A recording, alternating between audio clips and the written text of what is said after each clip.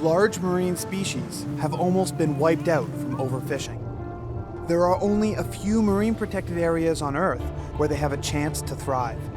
But many of these animals are migratory, and these safe havens are merely pit stops on their long journeys.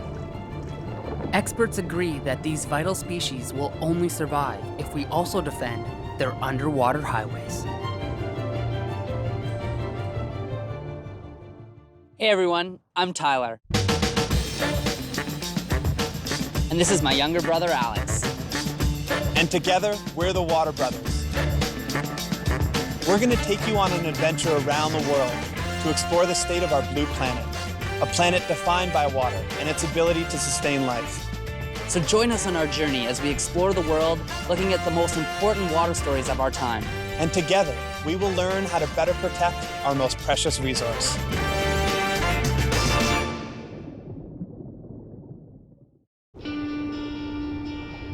Costa Rica's Cocos Island is home to one of the most extraordinary spectacles of nature. Tuna, sea turtles, and schools of fish and sharks all gather here in incredible numbers. But they do not stay in these protected waters for long. They migrate between other oceanic islands and the mainland, and they're being fished in huge numbers when they leave to satisfy human demands for tuna and sharks for shark fin soup. Many fishermen even venture into marine parks to fish illegally. Global populations of sharks and sea turtles that play a critical role in maintaining healthy marine ecosystems are at all-time lows. In an effort to improve protection of these magnificent creatures, we joined a group of dedicated scientists and volunteers, led by Costa Rican scientist Randall Arauz, who will now track these animals as they leave the protected area. Now there's a big push in the world to increase marine protected areas. Some people are calling for fully protected marine protected areas, no take.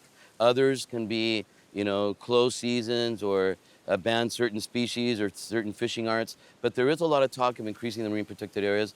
The plan is by 2020 to have at least 15 or 20% of the global oceans protected, as opposed to nowadays that it's only like 2 or 3%. The thing is, it's a big ocean out there. We don't have a lot of resources, so where do we put this? The expedition's goal was to attach tracking devices to as many sharks and sea turtles as possible, to identify their migratory routes so that fishing pressure in those areas can be monitored and regulated.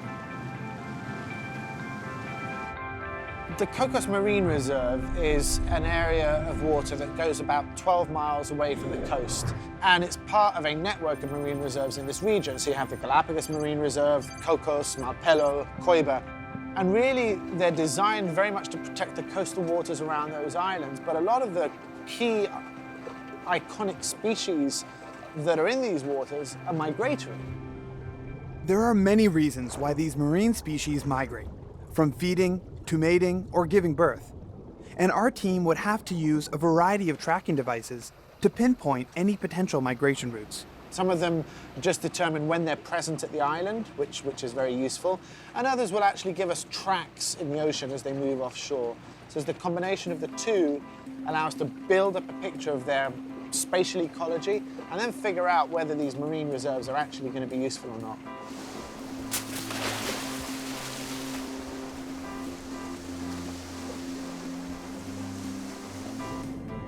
As the team prepared for the first tagging dive, staying focused was critical, knowing the challenge that lay ahead. The only way to attach a tracking device to a shark while underwater is to swim close enough to reach it with a pole spear.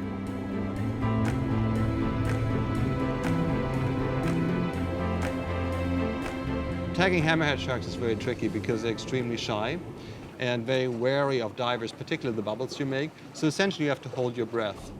And then you have to sit very still in a place and blend with the rock and let the hammerhead come to you.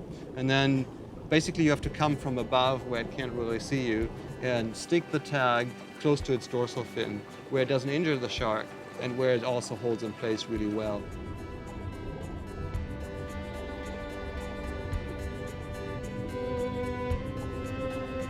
Swimming with sharks is a thrilling experience, especially when you have to stalk them in order to better understand how to protect these giant predators.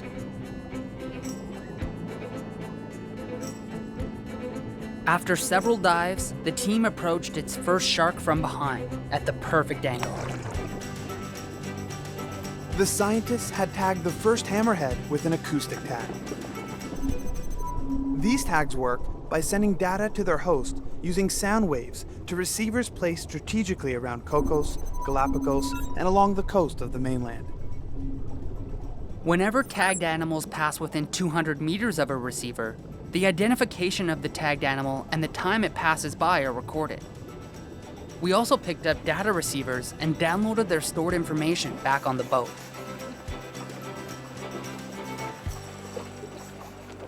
So we've been able to tag a few sharks on our trip so far, but we won't be able to look at any of that data during this trip. We might not get it till a few months after, perhaps, this trip's done. But to get a sense of what the data is telling us so far, you've been doing these trips for a few years now. What have you been seeing with the data that's been coming in? Well, actually, some of the most amazing results we got from the first ever trip, in Galapagos at least, but it relates to Cocos. In 2006, we tagged 18 hammerheads at the Galapagos Islands, and then in March 2007, so about 9 months later, 2 of those hammerheads ended up here in Cocos. What's amazing is that they only took about 15 days to get here. Wow. And if you think that that's almost 700 kilometers, that pretty much suggests that they swam in a straight line non-stop. And then one of them turned around and made the return trip back again, wow, which was kind of cool. And another very interesting shark was a hammerhead tagged in Malpelo, which is about 600 kilometers towards Colombia from here. And that shark took just under 2 months to get here to Cocos. Mm-hmm. It hung around Cocos for a couple of weeks and then headed over to Galapagos and just took up residence there. And it was there for several months. So it kind of visited the 3 jewels of the Eastern Tropical Pacific, if you will. Yeah. After years of tagging and tracking the movements of sharks, the data is beginning to reveal a clear migratory pattern between oceanic islands and the mainland. But sharks weren't the only animals we were hoping to track. Sea turtles play a vital role in marine ecosystems. They have a diverse diet and help regulate such things as the health of seagrass and jellyfish populations. Researchers usually attach transmitters on turtles when they come on shore to lay their eggs. But at Cocos Island, turtles do not go on land, so the only way to tag them is to catch one with your bare hands. The top priority for any sea turtle capture is to have as minimal impact on the turtle as possible and keep it safe at all times. A support diver is always on hand to make sure you don't rise too quickly and risk the danger of decompression sickness.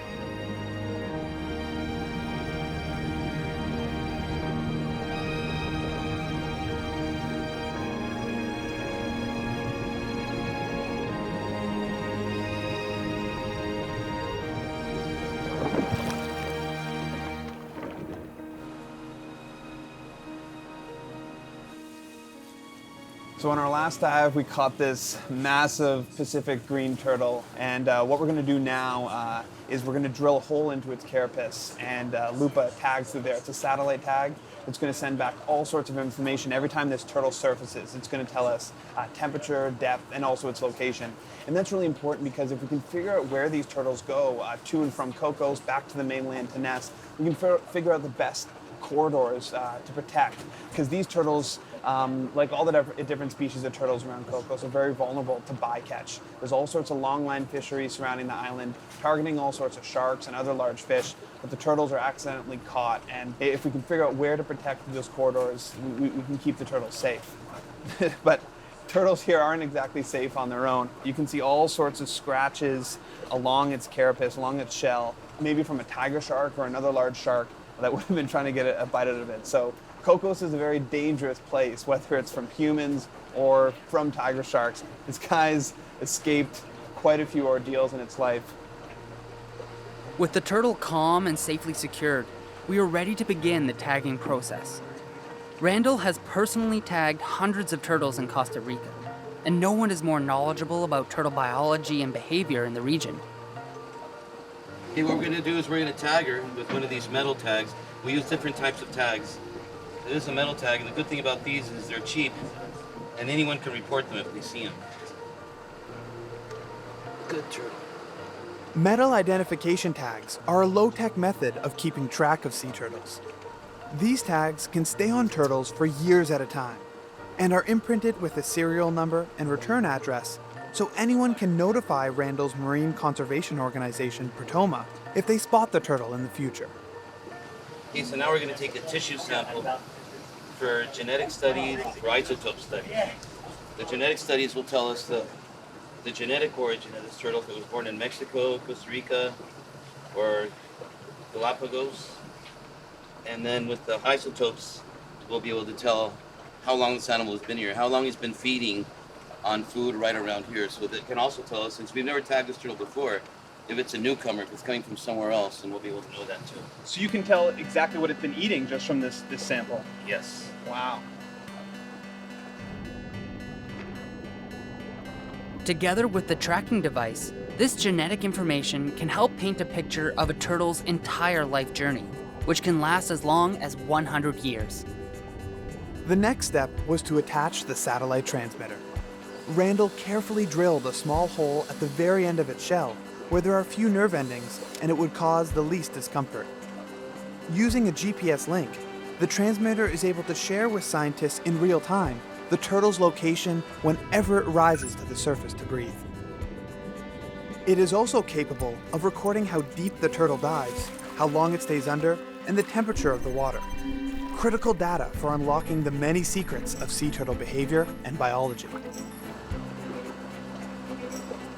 With the transmitter attached, the turtle was ready to be measured, weighed, and released back to the ocean. 1, 2, 3, go!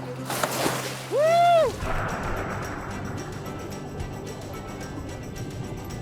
So in about 6 months to a year from now, hopefully we'll have the data back for that. We'll find out everywhere it went, how long it's staying around Cocos, where it could be going to breed, which beach, and we'll know all these connections so we can better protect them. Right now I'm out of breath. That thing's like 65 kilos. I need a break. The data we gather from tagging will be critical, so that scientists like Randall and his colleagues can petition governments to create effective marine corridors. The transmitter automatically detaches in a few months, or if it ever gets stuck.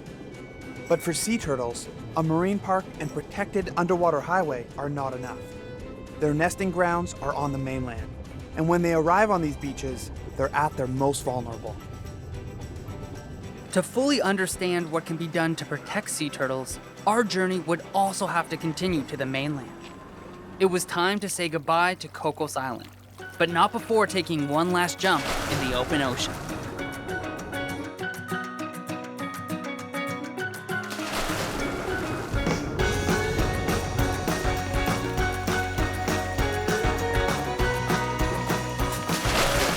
So Randall, successful trip, we're all done. Yeah, this is really, really good. At the end, we ended up doing 6 sharks, 4 hammerheads, and 2 Galapagos sharks. 2 of the hammerheads had satellite tags. And then we also did 6 sea turtles, 2 of which were hawksbills. And both of the hawksbills had been caught previously on other trips. So yeah, really good trip and lots of good data. Multiple tagging expeditions continue to take place every year, and the tracking efforts are beginning to show clear results. One recently tagged green turtle nicknamed Sanjay completed the 700-kilometer trip from Cocos to Galapagos in under 14 days, reinforcing the theory of a migratory superhighway between the 2 protected areas for multiple species. And this idea of protecting like marine corridors, migration routes, is that sort of new to marine conservation? It's relatively new because, at first it's creating these no-take fishery areas, which are definitely good. We need more of these. But right, if we're putting tags on these animals and they're moving and they're going to other places, we need to know this. And it's very important because, for instance, as in the case of turtles or sharks, if they're resident in Cocos Island, then that means Costa Rica has to put all its effort into protecting those animals because it's Costa Rica's responsibility. But if the animal's going to Ecuador or going to Colombia, then we have to talk to these other countries because our conservation efforts will not be that efficient. If they move out, then they get killed. And now that we're doing these migratory studies, if we know that there are migratory routes that they're following, then that'll help focus our efforts in talking to the other nations so that we can create these protected swimways, which is a process we're in right now.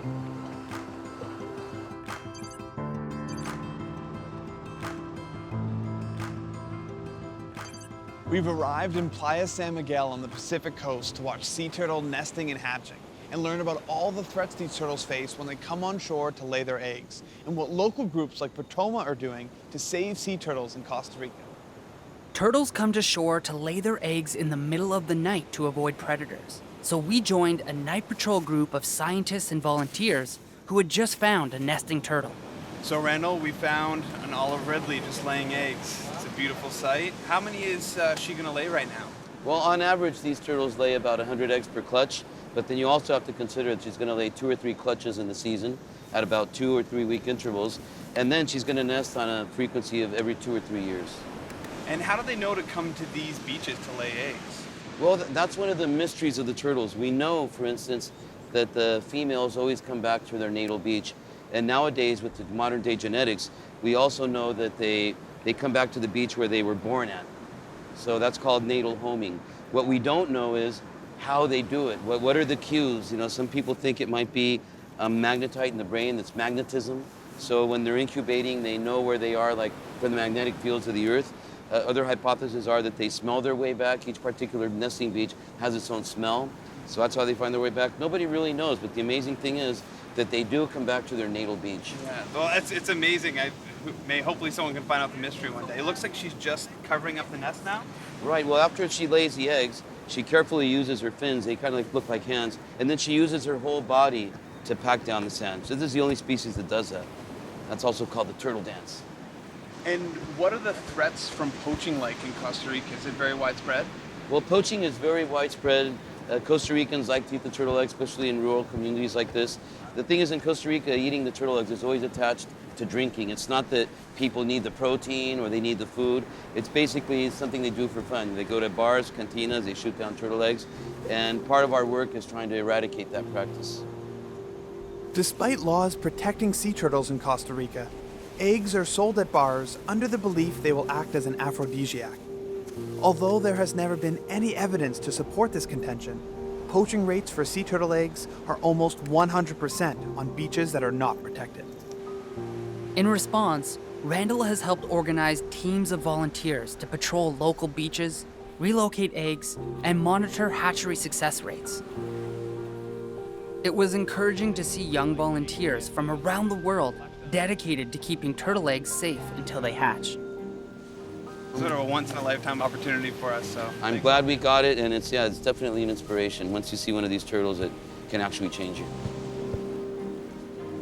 As we watched the female return to the ocean, it was remarkable to think just how far she had traveled to get back to the exact same beach where she was born, and to see up close this unique aspect of their amazing life cycle.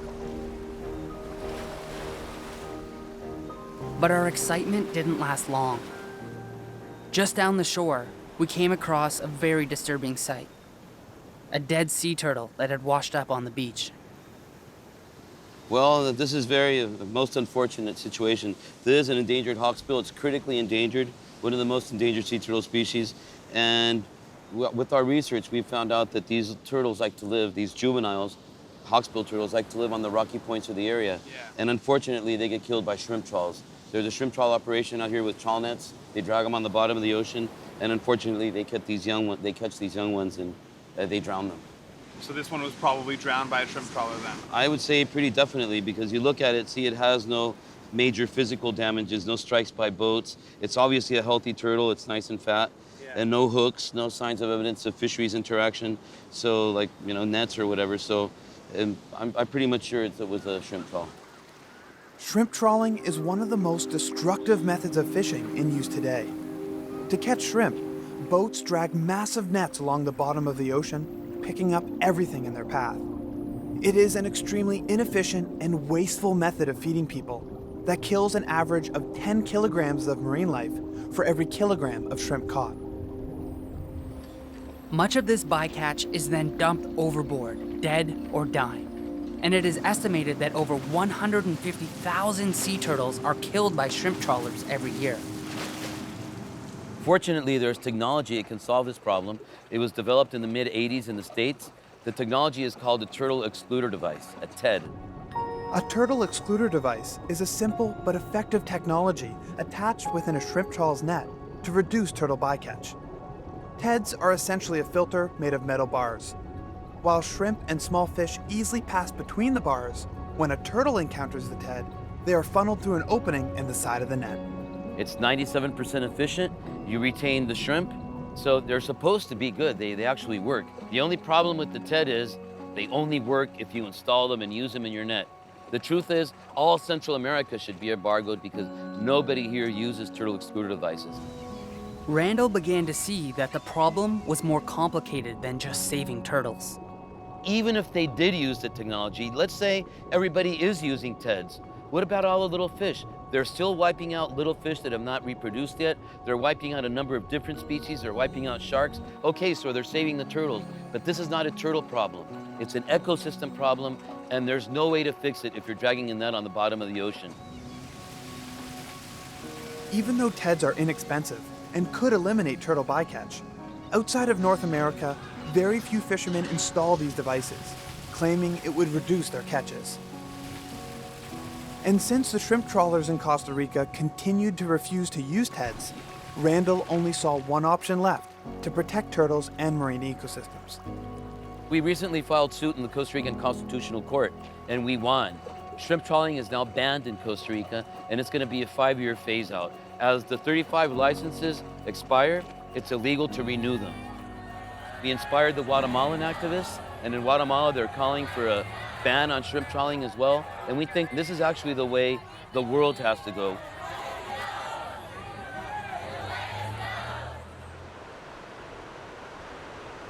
Four of the 7 species of sea turtles come to Costa Rican beaches throughout the year to lay their eggs, and volunteers are constantly relocating eggs to protected nurseries.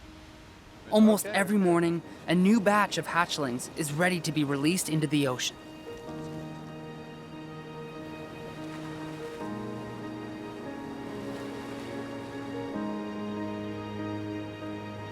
Such a beautiful sight to see all these turtles just about to enter the ocean for the very first time. They're at the start of what will be a very difficult journey for them as they encounter all sorts of predators waiting just in the water here. And their chances of survival are about 1 in 1,000, but it would be much less if it wasn't for hatcheries like this. It's wonderful to see that they'll have a better chance of entering the ocean, where they'll face an equally difficult journey.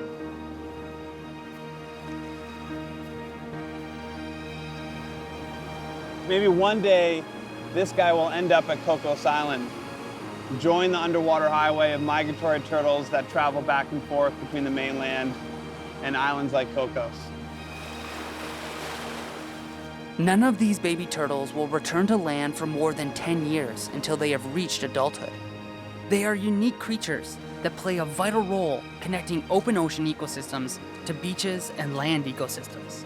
With sea turtle populations continuing to plummet, it's more imperative than ever to ensure that their long journeys in the open ocean will not be disturbed by the fleets of fishermen waiting just offshore. This is not a turtle problem. This is not a shark problem. This is an overfishing problem that's hurting the whole ecosystem, and our solutions have to be ecosystem oriented. That's why these corridors work so well. You create this corridor, you protect an array of endangered species, so you get a lot of return for the pennies you invest.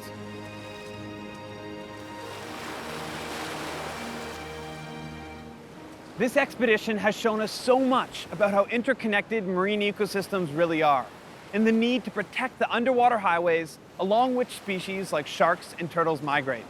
We were inspired to see how citizen science and volunteering are helping to make a big difference, and that many groups in the international community are working hard to reduce illegal poaching and overfishing. But enforcement is challenging, especially at sea and across international borders. So we must remain vigilant because so much is at stake. And reducing the demand for shark fin soup and sea turtles is vital. But that may not happen fast enough before some species are depleted beyond recovery. So in the meantime, we need to become much better at protecting the ocean and eating sustainably, and demonstrating with all the choices that we make that animals like sharks and turtles are always worth more alive than dead. Join us and dive deeper into the episodes at thewaterbrothers.ca.